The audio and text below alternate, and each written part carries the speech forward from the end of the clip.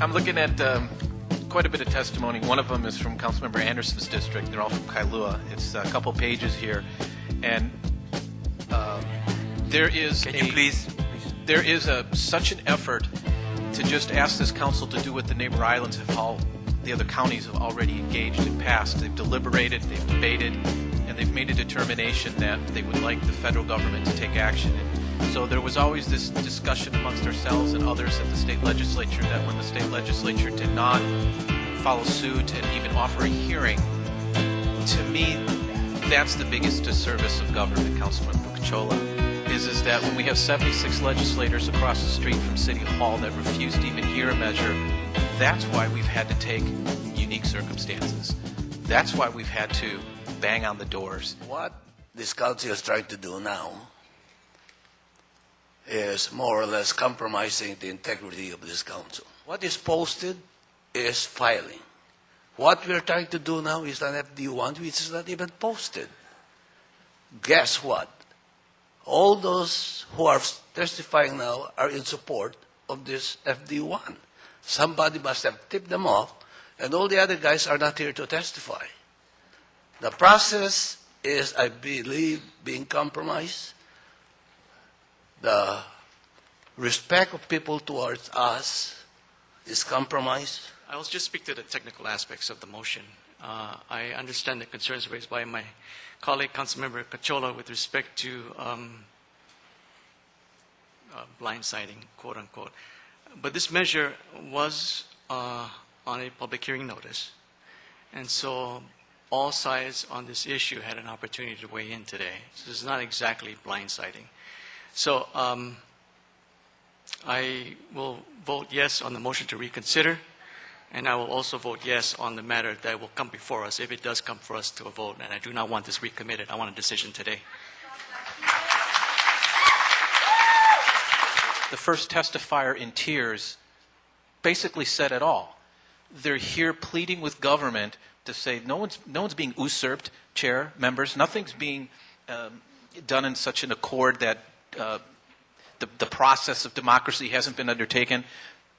To file this today, and the reason it's on the calendar for filing is because we had a 4-4 vote tie. And nobody likes a tie. Even in soccer, you got to have a shootout. This is my shootout because the folks I represent in District 1 asked for a shootout. So when we had a 4-4 tie because one of our members was absent, the member's now here. I'm calling out that member to say up or down. What are you going to do? So if we don't reconsider this today, is there another opportunity for us to hear this again? Perhaps somebody submitting a new bill, in essence the same thing, just along the lines with what Councilmember Cachola raised. I just want, before I decide which way I'm going, to be sure that we're not actually making this final, killing this. May I call up Council Services as someone to answer my question? Yeah, Jim Wilson. So you can hear it directly from the expert himself.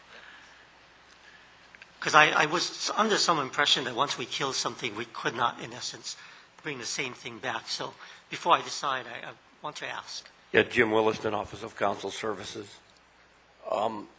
In answer to your question, if the measure is not reconsidered, it would be dead.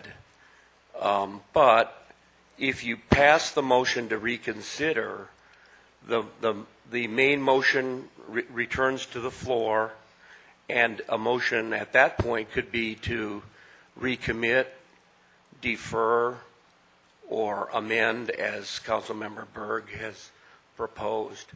But the motion to reconsider would have to pass at this meeting, or else the measure would be dead.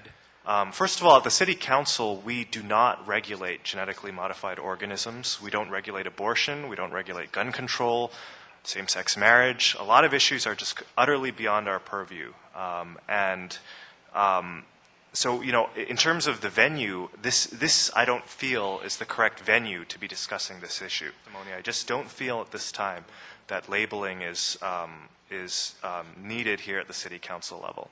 So I won't be supporting this resolution going forward. Refreshing everyone's memory, that when the legislative package for all the counties and all the other counties in the state of Hawaii were waiting on Oahu to take action, Chair, is that was so heavily, thoroughly debated. The stack of testimony I had was 2 inches thick, and it was deliberated on and on and on. Then when Councilwoman Gabbard took the initiative up and heard it in her committee, on and on and on, over and over. To me, as far as I'm concerned, I'm no disrespect to Councilmember Cachola, but this is really, again, extra innings and just getting a vote on the table and saying, do we go back to Councilwoman Gabbard and do this all over again?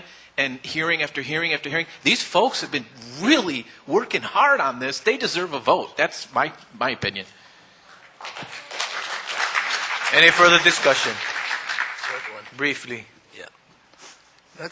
That is, to my mind, a good proposal. But the thing, though, is the other side was not informed. You tip them off to come here and testify. Well, the other side is not. Is that fair? So what I'm saying is, we should at least have this thing filed, meaning forget about reconsideration. But my largest concern, Chair, was having this go over to the state legislature, and I'm also a firm believer in home rule. For that, with that said, Mr. Chair, I am willing to vote with reservations this afternoon on the FD, provided it's the FD. Members, any further discussion? No further discussion. Members, I'm just going to offer some brief comments. I will ask the audience to please withhold your applause. On this particular motion to reconsider, I will be voting in favor of the motion to reconsider. I will also be voting in favor of Resolution 12-57 FD1 as amended by the Council Member Berg. You know, people would construe my vote as a change of position, you know, with regards to this matter, but I haven't changed my position. I've always been consistent in my position. When this matter came before the council, I talked to the author of the resolution to amend it at that time. The member chose not to. And that's the right of the member, and I've never tried to impose my will on any member within this body.